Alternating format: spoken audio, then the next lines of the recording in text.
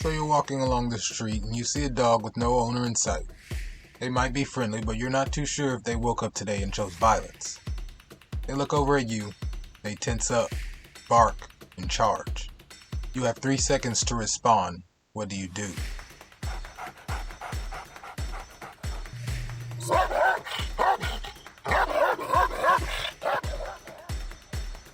In this video, I will go over what you might experience during these moments, as well as the do's and don'ts that can keep you from becoming another one of the 4.7 million people who are bitten by dogs every year in America.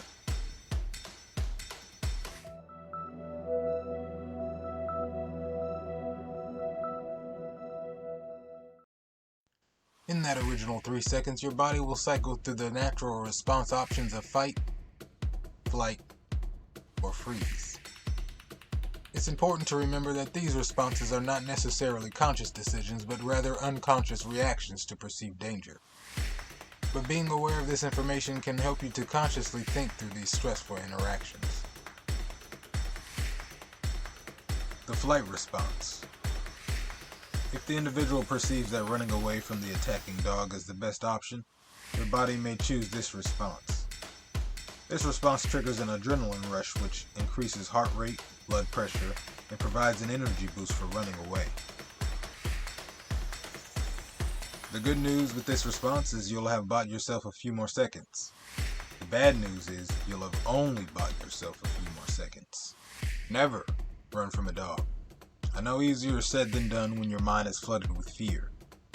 But they can run at speeds on average of 15 to 20 miles per hour. Some are faster, some are slower. But you will lose in a foot race to most, and you will have taken your eyes off of your opponent.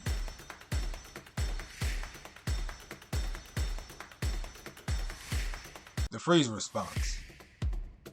If the individual feels overwhelmed and unable to defend themselves or escape the situation, they may enter a state of freeze.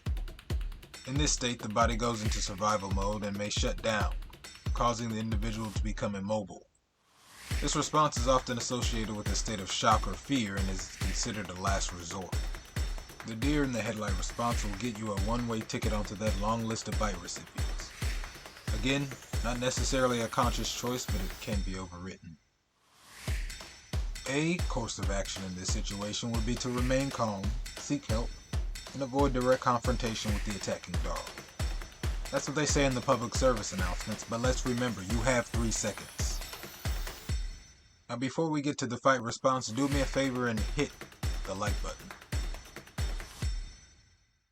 The fight response. If the individual perceives that fighting the attacking dog is necessary for their safety, their body may choose this option. This response triggers the release of hormones such as testosterone, which increases strength and aggression. In my experience, the best option is offense, the fight response. Now when I say fight, I'm referring more to the aggression aspect of this response. The other 2 responses are fear-based, and dogs can smell your fear. Yes, they can literally smell your fear. Dogs can smell 1,000 to 10,000 times better than we can. They can smell the chemicals our bodies produce when in a state of stress. That, combined with their natural drive to chase prey, if they want you, they will be coming to get you.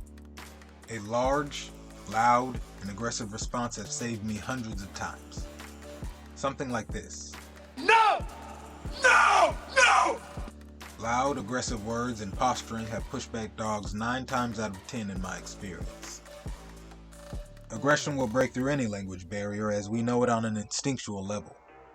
A loud response coupled with the chemical smell of aggression will push back most charging dogs, causing them to think twice or back off. This is not a 100% guarantee. I have had to resort to other defensive methods, but this has deterred most aggressive charging dogs.